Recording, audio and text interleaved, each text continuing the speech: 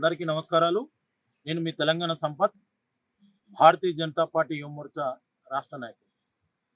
నిన్న కాంగ్రెస్ పార్టీ సంబంధించినటి ఎవరంటే చెప్పాలంటేనే నాకు సిగ్గు అనిపిస్తుంది ఆయన పేరు. ఒక జగ్గారెడ్డి ఏం మాట్లాడుతుండు, ఒక రాజకీయాలకు పనికిరాని దద్దమ్మ జగ్గారెడ్డి. అది ఏం భాషను ఏందో నాకైతే అర్థమవుతలేదు. నీ భాష అంతే ఉంది, నీ గుంపు మేసిరి రేవంత్ రెడ్డి భాష కూడా అంతే ఉంది. అంటే ఇలా మా నాయకుడు, పార్లమెంట్ సభ్యులు, తెలంగాణ ఉద్యమానికి ఇలా అన్ని తానై నిలబడ్డటి ఈటల రాజేందర్ అన్నని పట్టుకొని ఒక ఇష్టం వచ్చినట్టు మాట్లాడి గుంజలు తీపిస్తానని మాట్లాడుతున్నాడు ఇలా జగ్గారెడ్డి గారు. నేను అడుగుతున్నా జగ్గారెడ్డి గారిని, ఎవరినే నువ్వు గుంజలు తీపించాడు? ఎవరిని తీపిస్తావు? ఇలా ఈడ కాదు నువ్వు ప్రెస్ మీట్ పెట్టేది.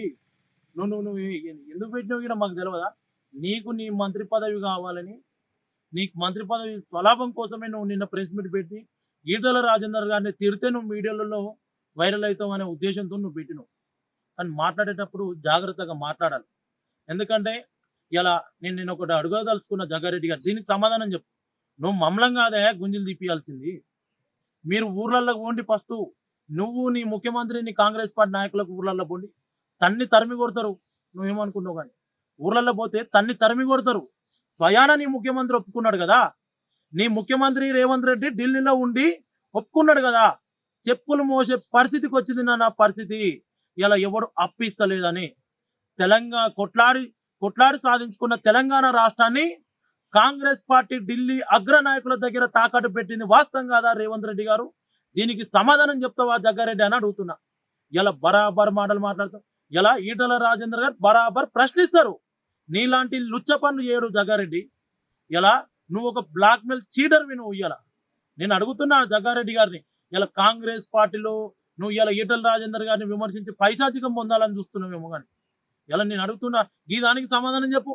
ఒక్క ఊరి పోదా నువ్వేమన్నా? కాంగ్రెస్ పార్టీ వచ్చిన తర్వాత తెలంగాణ రాష్ట్రాన్ని ఇలా అప్పుల పాలు చేసి ఆగం చేసింది రేవంత్ రెడ్డి. నీ ప్రభుత్వం కాదా అని అడుగుతున్న జగ్గారెడ్డి గారిని.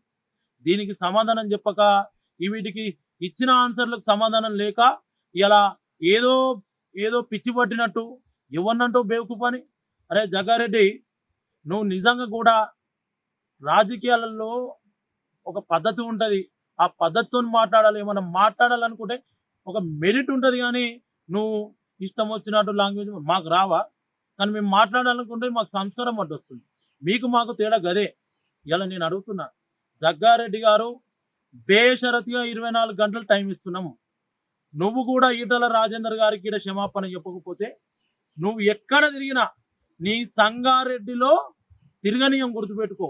నువ్వేమనుకుంటున్నావు? నువ్వు కాదు, నీ ముఖ్యమంత్రి కూడా తిరగలేడు తెలంగాణ రాష్ట్రంలో.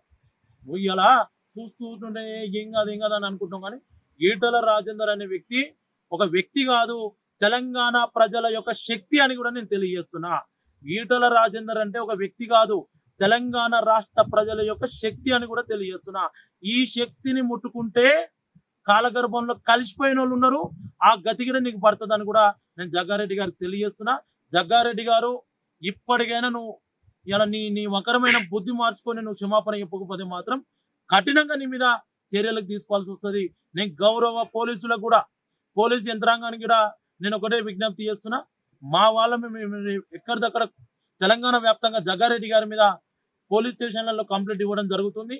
జగ్గారెడ్డి గారి మీద ఇలా ఒక రాజ్యాంగబద్ధమైన హోదాలో ఉన్నటి ప్రజాస్వామ్యంలో గెలిచిన ఒక పార్లమెంటు సభ్యుడిని ఇలా ఇష్టం వచ్చి మాటలు మాట్లాడినట్టు జగ్గారెడ్డి గారి మీద చర్యలు తీసుకోవాలని కూడా గౌరవ తెలంగాణ రాష్ట్ర డీజీపీ గారు కూడా కోరుతున్నాం. Thank you.